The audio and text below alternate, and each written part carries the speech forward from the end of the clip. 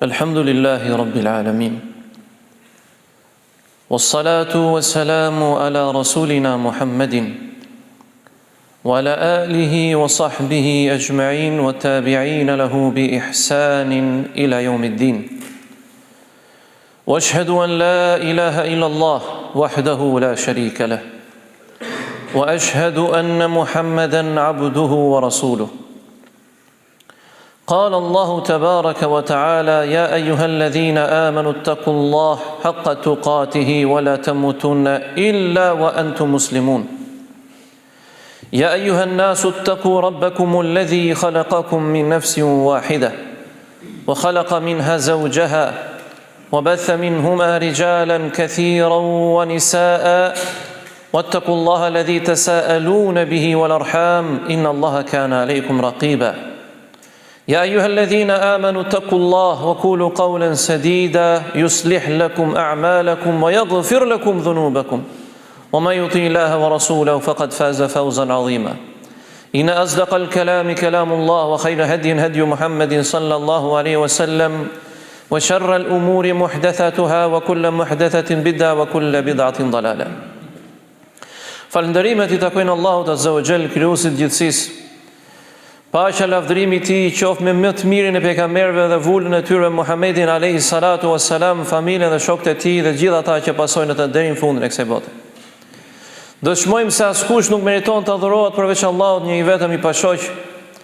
Dëshmojmë se Muhamedi sallallahu alaihi wasallam është robi I Allahut dhe I zgjedhuri I Zotit për mbar njerëzimin. Dijeni se fjala më e mirë është fjala e Zotit Kurani Kerim. Dhe udhëzimi më I mirë është udhëzimi Muhamedit sallallahu alaihi wasallam. Punët më të shëmtuara në fenë e Zotit janë shpiket çojnë humb dhe humbja çon zjarr.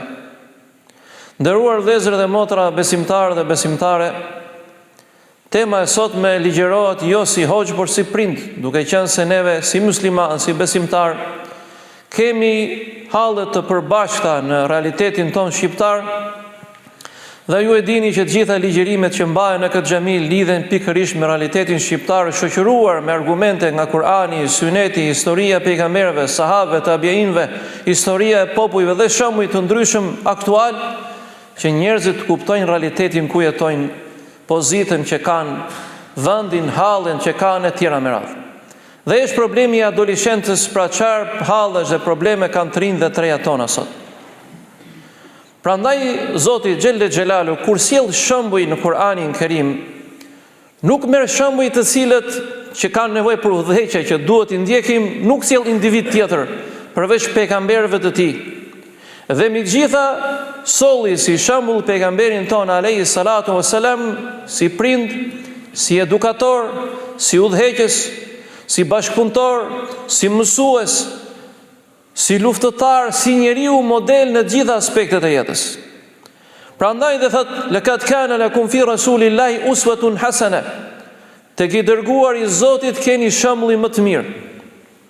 Pra ka përdorur Allahu xhelle xhelalu fjalën uswa. Pra shembull I mirë në fjalë, në vepra, në besim, në moral dhe në një aspekt caktuar. Fjala uswa përfshin të gjitha llojet e moraleve. Prandaj edhe nuk përdori Zoti shembull methel, shembull, që edhe në gjuhën arabe do të thotë shembull, por përdori fjalën uswe, pra shembull I gjithanshëm dhe I pagabueshëm. Çka do thotë që ne njerëzit e tjerë, përtej përpjekjes tonë për që njerëz të mirë, të kujdesshëm, të devotshëm gabojmë dhe jemi shembull të gabueshëm. Pra kur vjen shembulli ke edukimi, atëherë ju njerëz ndiqni pejgamberin Allahut alayhi salatu wassalam. Ne e dim që adoleshenca është një periudhë shumë e ndjeshme, ku formohet karakteri, morali, personaliteti dhe drejtimi I jetës të rinjve sot dhe sfidat e adoleshencës, problemet sociale, morale, ekonomike, psikologjike, shpiritore janë shumëta. Mirë po feja Allahut Azza wa Jall ju afron atyre një model dhe udhëzim të balancuar që ata që përputhet me natyrën njerëzore dhe me të gjitha studimet bashkëkohore sot. Edhe pse Zoti na I ka përmendur ato shumë kohë më parë, 1400 vjet më parë, apo pejgamberi ynë alayhi salatu wassalam, apo sahabët dhe shokët e tij dhe brezat që erdhën më pas. Pra cilat janë problemet e adoleshentëve sot? Gjëja më kryesore është probleme dhe ndikimi I rrjeteve sociale tek rinia sot. Pra ndikimi I rrjeteve sociale konsiderohet shkaku kryesor I devijimit moral, doktrinar pra tek adoleshentët.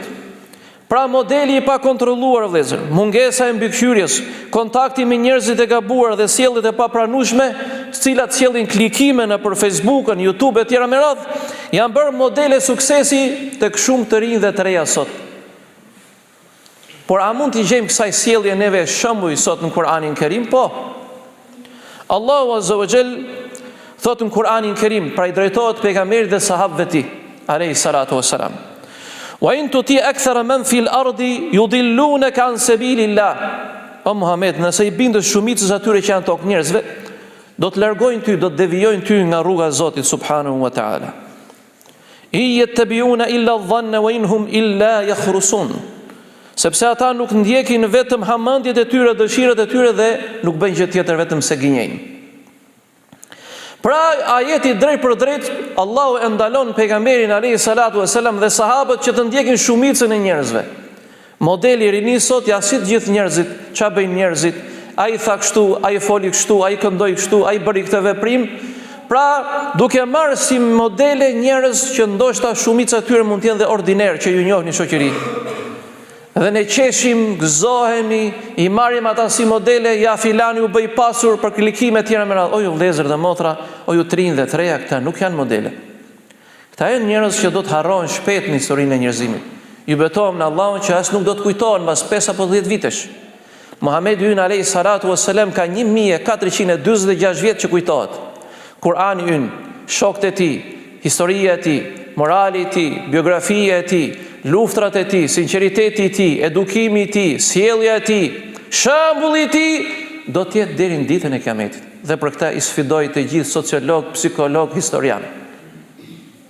Atë që Allahu xhelle xhelalu e ka zgjedhur si vulën e pejgamberëve, dritën dhe udhëzimin e tij nuk e shuajnë dot shembujt e gabuar. As rrugët e gabuara, as sjelljet e gabuara. Çka do thotë që neve si prindër jemi gjithmonë në luftë me këtë përplasje të kësaj kulture të ulët që ndjekin shumë të rinj dhe të reja sot. Për të qenë shembuj të shpejt, për të pasuruar shpejt ndjekin mënyrën e gabuar. Prandaj Allahu na dha shembullin që nëse mendoni se jeta si shumica e njerëzve keni gabim. Shumica e njerëzve do t'ju humbin nga rruga e Zotit, madje shumica e njerëzve që më shumë kanë hamendje, ndjekin epshin dhe egon e tyre. Nuk ndjekin rrugën e Zotit dhe as rrugën e pejgamberit sallallahu taala alaihi wasallam. Për këtë arsye Allahu azza wa jalla na ndaloi të ndjekim shembujt e gabuar. Nga problemet bashkëkohore të tjera, çfarë ndodh me këto nëse këta ndjekin? Krijojnë vëllezër krahasim me të tjerët, krahasim I tepërt. Krijojnë ulje vetvlerësimi, pra e ndjen djali dhe vajza veten I nënvlerësuar, inferior ndaj atyre të tjerëve. Krijon varësi sociale, mendore dhe psikologjike dhe mendojnë se kështu që ka jeta dhe përpiqen të ndjekin këta shembuj se do të arrijnë shpejt, do të bëhen të famshëm, do të pasurohen shpejt. Mirë po kjo është e gabuar vëllezër, nëse neve I lëm djem dhe vajzat tona në shoqërimin e këtyre mediave apo individëve që nuk I njohin. Hadithi pejgamberit alayhi salatu wasalam thot al mar'u ala dini khalili falyanzur ahadukum man yukhalil. Njeriu është në fenë e shokut të tij, prandaj gjithë secili për jush le të shikoj se ke merr për shok. Sa njerëz sot kanë marrë goditje në jetën e tyre për shkak të shoqërisë gabuar. Sa të rinj dhe të reja kanë humbur jetën e tyre, kanë dëmtuar shëndetin e tyre, moralin e tyre dhe çdo gjë tjetër, pse kanë ndjekur shembujt e gabuar. Dhe këtë unë ndaj me ju si shqetësim prindrish, vëllezësh dhe motrash, dhe jo si hoxh, se s'ka lidhje kjo, sepse ne gjithë kemi hallet përbashkëta. Nëse neve në ambientet tona nuk krijojmë ambiente të grota, shembuj të mirë që të përpiqemi, po të luftojmë me këto fenomene, atëherë jam I bindur që edhe djem dhe vajzat tona pak nga pak do dalin nga duar, do të jenë si ato shembujt e gabuar. Shikoni pra se çfarë thot pejgamberi sallallahu alajhi wasallam, pra njeriu është në fenë e shokut të tij, varet se ka merr për shok. Populli I thot këtij hadithi në gjuhën e popullit, më thuaj me kërrit them se cili je. Gradualisht I mund të jesh njëri shumë I mirë, fantastik, I edukuar, I moralshëm, por pak nga pak fillon dhe devijon, sepse ata të vënë përparëgjësisë, të kompleksojnë, të shtyjnë, që të ndjesh edhe ti rrugën e tyre. Një nga psikologët e njohur, John Tanguin, thot, arsyeton se përdorimi I tepërt I rrjeteve sociale lidhet me rritjen e ankthit, vetmis dhe depresionit tek adoleshentët. Dhe ky është një realitet shumë i dhimbshëm sot. Jam me dhjetra, të rinj dhe të rejet që kanë vrarë veten, janë helmuar, ose kanë pësuar dëme të rënda psikologjike dhe shpirtore pikërisht sepse nuk e ka arritur atë status që i do, dhe janë mbyllur sot në ato që quhet smundja e autizmit, rrin vetëm, mbyllen, s'dalin, kanë frikë, nuk shoqërohen me njerëz, sepse ndihet i ulët, i kompleksuar, i pabarabart me tjerët. Prandaj nuk është kjo zgjidhje. Shikoni çfarë thot Ibn Qayyim rahimahullahu taala. Zemrat e të riu thotë është si toka e pastër, si toka që e mbjell. Çfarë mbjellet në të, atë do të korrësh më vonë. Nëse mbjell me të moralin, besimin, respektin, dinjitetin, fisnikrin, bujarin, respektin për familjen, për njerëzit e kështu me radhë, atë do të gjesh, një fëmijë të tillë do ta gjesh me lejen e Zotit subhanahu wa taala. A nuk jemi neve, nuk kemi qenë neve produkt dikur i komunizmit? Pastaj produkt i thonjza e demokracisë çuditshme që ndodhi me vendin ton, ishim lloj-lloj njerëzish, lloj-lloj karakteresh derisa na hapi Zoti zemrat dhe udhëzuan fen Allahut azza wa jall. Na ngriti Allahu në majat më të larta të moralit, prandaj i kemi thënë trinjve mos bini më atje ku ishim më përpara. Është e thjeshtë vëllezër, djem dhe vajza o motra, të jemi si ata që janë rrugë, është shumë e thjeshtë fare, por jo. Allahu nuk do që ne të jemi si ata. Nuk do që ne të marrim shembullin e tyre. Nuk do që ne të jemi pasiv tek vajzat e djemt tan, tek familjet tona. Ne jemi ummeti Muhammed Mustafa sallallahu alaihi wasallam, për cilin Zoti thot në Kur'anin Kerim: "Wal izzatu lillahi wa li rasulihi wa lil mu'minina walakin akt", pra krenaria i takon Allahut, pejgamberit dhe besimtarëve, edhe pse këtë nuk e din munafikët dhe qafirat. Prandaj kur Zoti të ngre lart, të çon lart, të shijosh bukurinë e imanit, ëmbëlsinë e imanit, dëshirën për të qenë njëri fantastik, njëri i hajrit, njëri i mirë, mos u bëj njëri i ulët.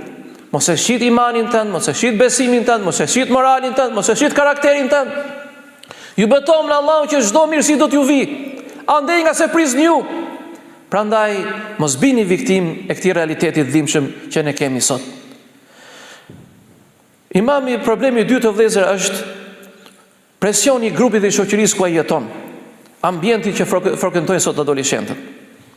A nuk thot pejgamberi sallallahu alaihi wasallam: "Mathalul jalisi s-salihi wa sayyi hamilil miski wa nafikhil kir."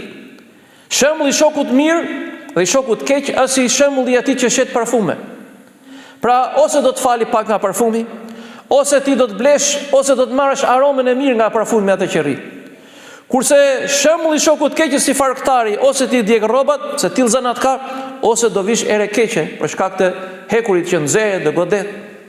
Pra shkoni çfarë shembulli. Pra që do të thotë që shembulli i mirë të zbukuron, shembulli i keq të shëmton.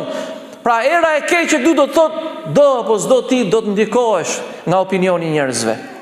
Më e paktë do të thonë filani rri me çunin e filanit ose filan ka rri me gocën e filanit dhe fjalë ato pasthirmat mbrapa që nuk duhet i përmendim.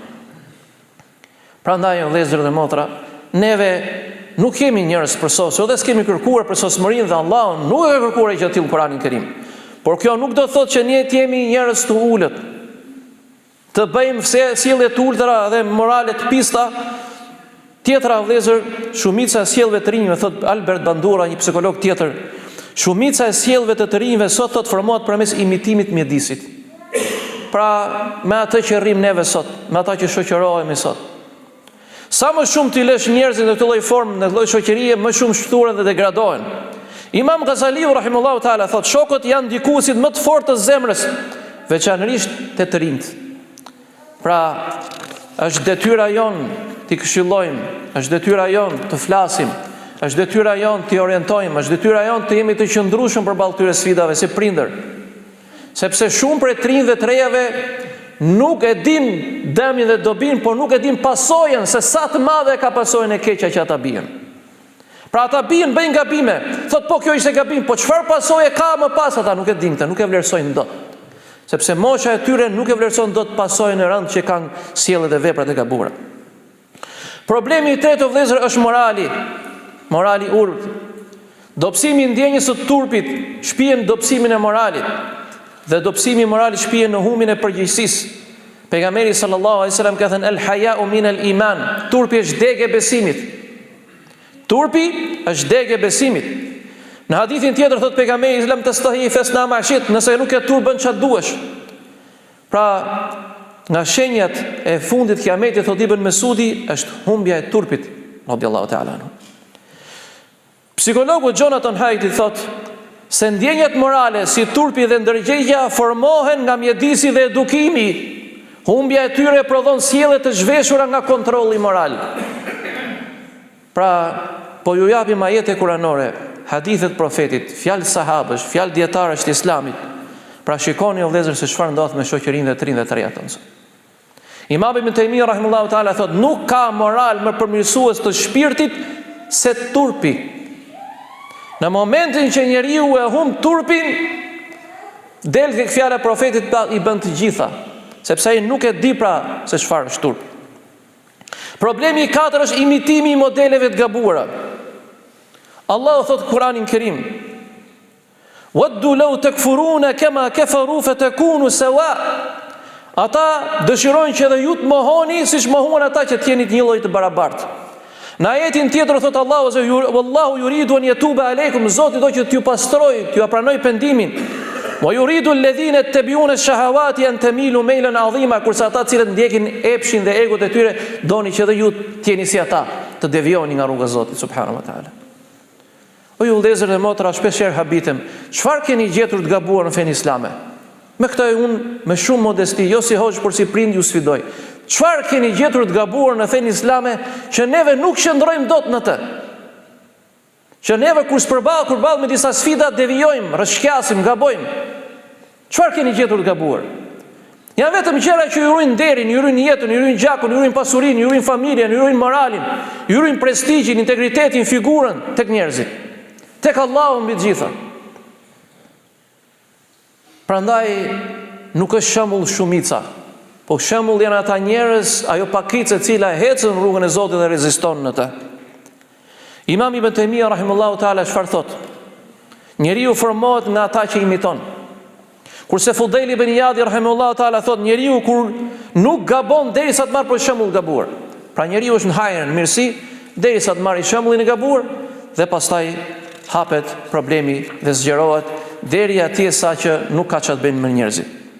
Elusim Allahun azza wa jalla të na falë gjunat dhe gabimet, dhe na forcojë në fenë e tij, dhe të na ruaj djem dhe vajzat tona, dhe na udhëzojë ata në rrugën e Zotit. Prandaj këto janë disa këshilla dhe shembuj si prindi dhe jo si hoxh, sepse askush nuk sprehtohet nga sprovat siç nuk u përjashtuan pejgamberët e Zotit me familjet dhe fëmijët e tyre. Alhamdulillah, sallallahu ala nabina Muhammad.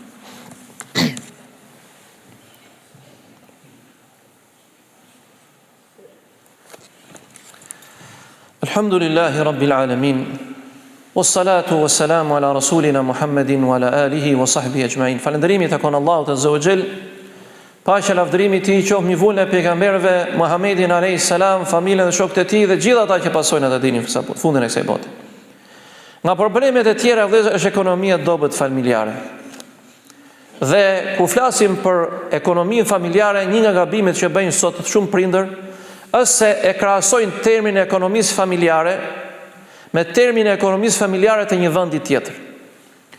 Në shkencat islame, kur duhet të bësh një studim dhe të përcaktosh disa terma, nuk merren termat nga vendet e tjera, por nga aspektet sociale të vendit ku jeton.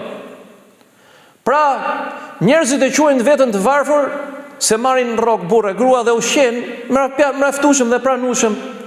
Pra në fund mujt i del, alhamdulillah, e kanë shtëpinë e tyre apo me qira çaranci e ka.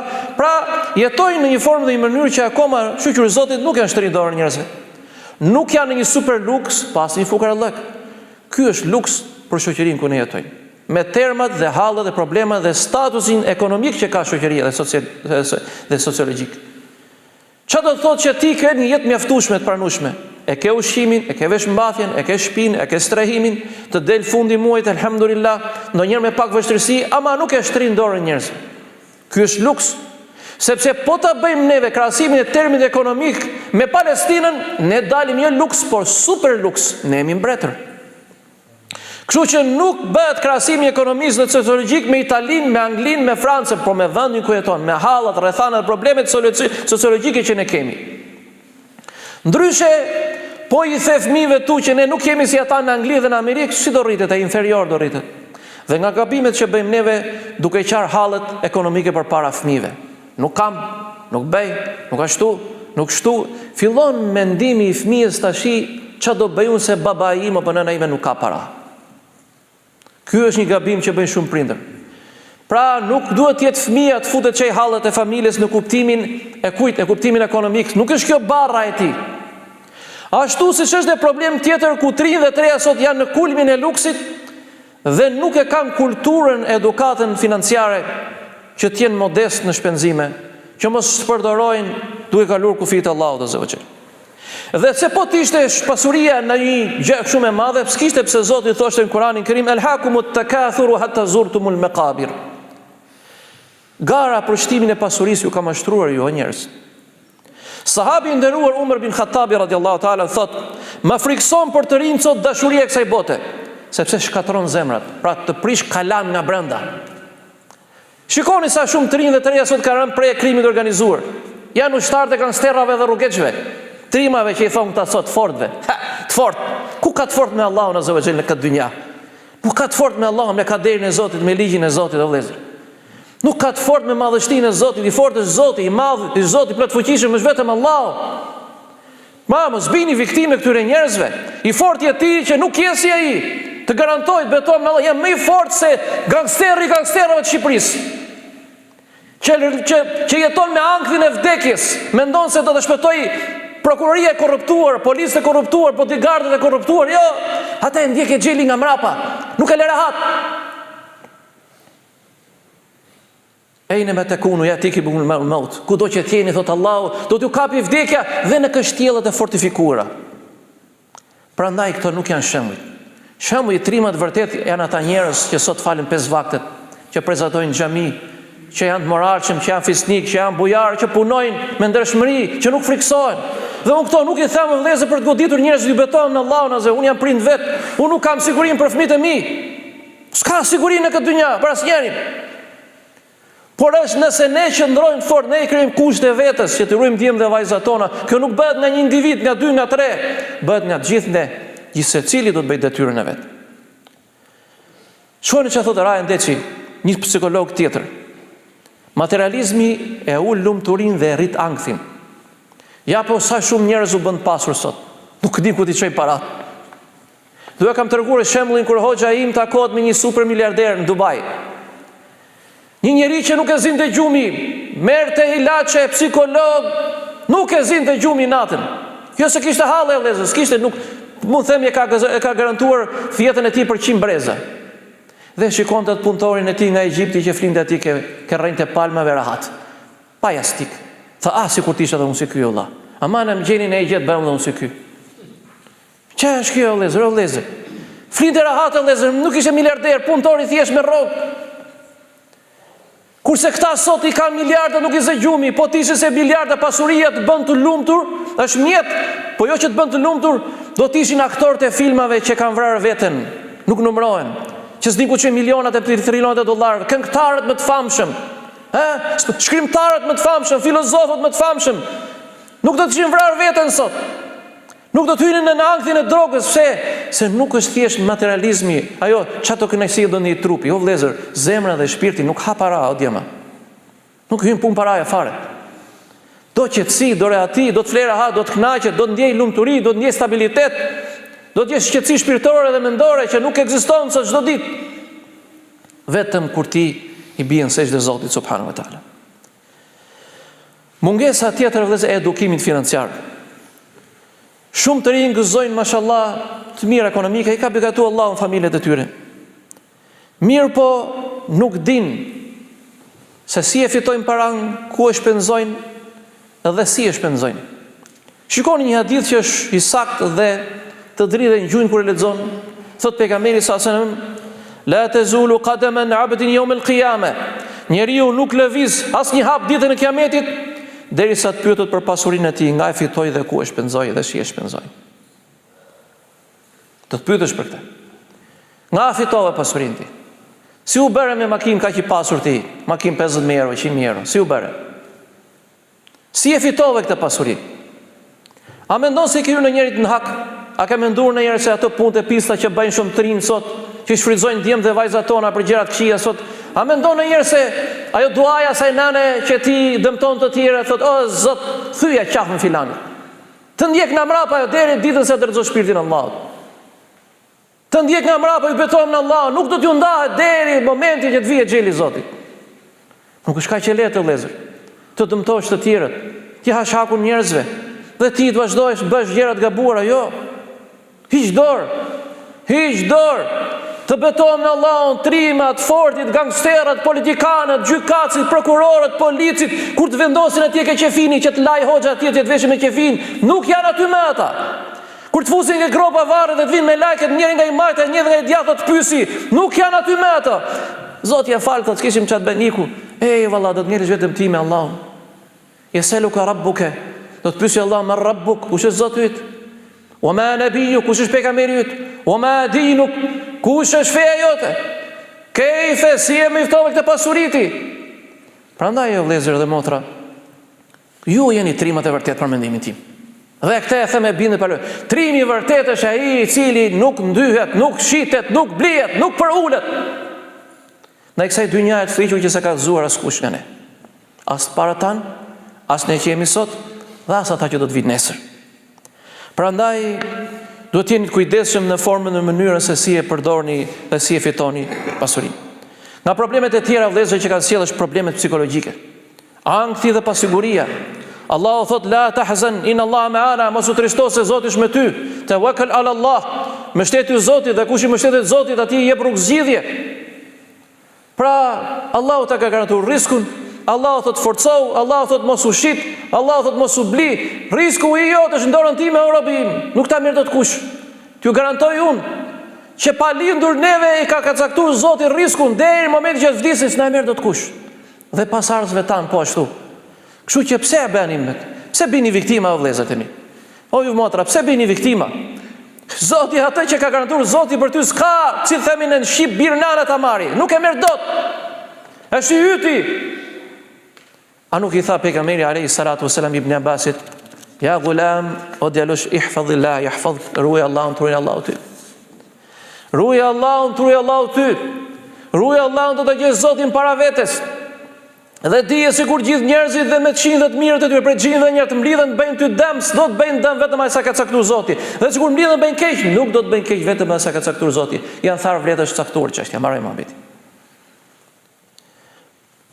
Daniel Goleman thot, kontrolli emocional është themeli i stabilitetit psikologjik të adoleshentit. Pra kontrollojeni veten para se të bëni një sjellje apo një vepër. A është e mirë? Ç'a pasojë ka? Ç'a dëmë ka? Si të veproj, si të mos veproj, bëhuni pak stabil. Nëse neve arrin të qëndrojmë këtyre sfidave, ju betojmë në Allahun që ju jeni të rinj dhe të retë pathyeshëm deri në pleqërinë tuaj. Mos harroni, i than Imam Taberiut rahimahullahu taala, i than o Imam, ti po shkon gati 100 vjeç. Si ka mundësi, i thonë, që ti këtë memorje për cilë ka shumë hadithje, ka shumë hadithe për mend ti me mira. A tha, ne ruajtëm Allahu në vegjelin ton, pra ligjet e Zotit kur ishin qëtë vegjel, na ruajti Allahu deri në pleqëri. Pra, e ruajtën ligjet dhe kufit e Zotit në vegjeli, na ruajti Zotin në pleqëri. Pse? Në vegjeli njeriu devion kollaj. Në adoleshencë, e na ruajti Allahu deri në pleqëri. Tjetra vëllezër, humbja e qëllimeve që kanë shumë njerëz sot. I humbi qëllime të rinj dhe të reja. Për shembull bën një punë, një vepër, thotë o sa arrita, unë mërzit as bëhet me kjo. Jo, nuk është kështu. Ka njerëz, e dini që miliarderët më mëdhenj të botës sot që ju shikoni me fam, kanë dështuar 200-300 herë që janë kanë arritur aty ku janë sot. Bëje, përsërite, se do t'i hapi Zoti rrugën. Allahu do që të zgjojë të ty ndjenjën e të luftuarit për hakun tat, për të ardhmen tate. Jo ta gjesh gati. Ne e provuam që luksi nuk krijo ka burra. Luksi krijo ka qullacër. Sfidat dhe sprovat që kanë shoqëritë krijojnë burra që marrin përsipër fatin e kombëve. Se po ti se për luks kemi me dhjetra shtete që s'dim ku t'i shojnë parat, po kanë qullacër në përshpit e tyre. Njerëz që nuk rregullojnë dot krevatin e vet. Njerëz që nuk di të bëjnë bukën dot gati me durët e tyre. Ky është realiteti i rinisë tonë sot. I gjen gjitha gati. Dhe problemi tjetër o vëllezër është si t'i zgjidhim këto probleme neve. Si t'i zgjidhim? më falni, harrova fjalën tjetër, pra humbja e qëllimit. Allahu thot në Kur'anin Kerim: "E fahasibtum annama khalaqnakum abathan", a mendoni se ne u krijojmë kot njerëz pa qëllim? "Wa ma khalaqtul jinna wal insa illa liya'budun", dhe ne nuk i krijojmë kot xhinë dhe njerëz vetëm që ta adhurojnë Allahun azza wa jall. Viktor Frank, një psikolog tjetër, thot: kush ka një qëllim në jetën e tij, i duron pothuajse të gjitha sfidat. Në momentin që ti ke një qëllim, unë do të arrij këtë me lejen e Zotit, ti i ka përcjell të gjitha sfidat. Prandaj cilat janë zgjidhjet që jep Islami shkurt? Lidhja me Zotin o vëllezër. As-salah, namazi. Inna salata tahni al-fahsha'i wal munkar, namazi largon nga immoraliteti i këqijat dhe degradimi, armiqësia. Studimet moderne në gazetën e psikoterapisë në Shtetet Bashkuara të Amerikës 2018 thonë që praktikat shpirtërore, pra besimi, rrisin qetësinë emocionale dhe stabilitetin. Shembulli i dytë që duhet ndjekim me shokët e mirë, nëse duam sukses. Prandaj pejgamberi ka thënë: "Al-mar'u ma'a man ahab", njeriu do të jetë me atë që do. A do të jesh me Allahun dhe pejgamberin, me atë do të jesh në xhenet. Nëse nuk do, zgjidha të tjerë që do të braktisin zjarrin e xhenemit. Tjetra, vëllezër, nga gjërat që është shumë e rëndësishme që ne duhet të kuptojmë, është edukimi moral. A në ka thënë pejgamberi sa asëm: "Inna ma buithu li utammimu makarim al-akhlaq", jam dërguar që ti plotësoj normat etikës dhe moralit. Nuk ka thënë pejgamberi sa asëm që ti themeloj, sepse njerëzit kanë moral, por devijojnë, por që ti plotësoj, ti përsos ato. Imam Ibn Qayyim i thotë: "Unë jam dërguar, morali më i mirë dhe më i rënd është më i rënd tek veprat ditën e gjykimit." Pa morali i mirë është më i rëndi se veprat ditën e gjykimit. Pra ti mund të bësh shumë vepra, por kur njeriu ka moralin e mirë, ajo peshon më shumë se të gjithë veprat e tua. Tjetra, vëllezër, fjala harmonia familjare duhet të jetë e plot. Shpeshherë neve përfshihemi nga ana emocionale, si shqiptar që jemi, se nuk dalim dot nga shqiptar dhe apo jot, edhe bërtasim atje shtëpi grave e kalamajve, kemi zakone këtë, e bëjmë. Shpëton njëri nga kjo. Edhe pastaj plas debati midis burrit dhe gruas së syt fëmijëve. Dhe kështu neve me dashje pa dashje e ulim autoritetin njëri tjetrit, burrit dhe gruas, edhe fillon fëmia psikologjisë, babën dhe nanën e vet, thotë ta këtë punë paskan. Prandaj pejgamberi alayhi salatu wasalam thotë: "Ma kana ar-rifqu fi shay'in illa zanahu", pra butësia nuk gjendet tek diçka vetëm se zbukuron atë. Çfarë do thotë që studimet gjitha moderne thonë, vëllezër, komunikimi i butë, përqafimet, koha cilësore janë faktor dhe stabilizues të emocioneve tona njerëzore. Prandaj si përfundim, vëllezër dhe motra, Islami në ordhon opsione të balancuara, të qarta, fisnike, në përputhje me natyrën njerëzore, në përputhje me ndjenjat tona njerëzore, në përputhje me hallet dhe problemet tona njerëzore, dhe në përputhje me gjitha studimet shkencore që janë bërë rreth këtyre temave. Prandaj, vëllezër dhe motra, le ta ndihmojmë njëri tjetrin për ndërtuar një shoqëri fisnikësh dhe jo një shoqëri degraduarish, sepse nuk i takon muslimanit të jetë i tillë. Prandaj lutim Allahun na ruaj nga gjunahet dhe gabimet. Ne lutim Allahun na forcojnë fenë e tij. Ne lutim Allahun na forcojnë fenë e tij. Ne lutim Allahun na ruaj djem dhe vajzat tona. O Zot, na ruaj djem dhe vajzat tona. O Zot, na ruaj djem dhe vajzat tona. O Zot, na ruaj djem dhe vajzat tona. O Zot, zbukuroja zemrën e tyre me iman. O Zot, zbukuroja zemrën e tyre me islamin. O Zot, zbukuroja zemrën e tyre me Kur'anin. O Zot, zbukuroja moralin e tyre me moralin e pejgamberit alayhi salatu wassalam. O Zot, na ruaj ata nga fitnë dhe sherrat që duken dhe nuk duken. O Zot, na ruaj ata nga fitnë dhe sherrat dhe fitnet që duken dhe nuk duken. O Allah, ruaj ata nga hasedi dhe smira e njerëzve, nga syri i tyre i keq, nga smiri i tyre i keq. O Zot, na ruaj ata nga magjit dhe tmerrat që bëjnë njerëzit sot. O Zot, na ruaj ata nga çdo e keqe që ne e shohim dhe nuk e shohim, nga çdo armiqësi dhe dredhi që ne e shohim dhe nuk e shohim. O Zot, na forco femën tënde. O Zot, ruaj vëllezërit dhe motrat tona në Palestinë. O Zot, ruaj vëllezërit dhe motrat tona në Palestinë. O Allah, ruaj vëllezërit dhe motrat tona në Palestinë dhe Sudan dhe kudo që ndodhen. O Zot, na ruaj nga sherrat e zullumqarëve dhe atyre që duan luftëra dhe sherrë për njerëzimin. O Allah, përplasi zullumqarët dhe njëri tjetrin dhe nxirri popujt nga sherrri i tyre me rahati dhe qetësi ya Rabbel Alamin. O Zot, ti ke fuqi dhe ushtri që nuk duken edhe pse shumica e njerëzve kanë harruar një gjë të tillë. O Zot, na forcon fen tënde dhe na bëj për njerëzve dhe banorëve të xhenetit. Walhamdulillahi Rabbil Alamin. Wa sallallahu ala nabina Muhammad wa ala ahlihi wa sahbihi ajma'in.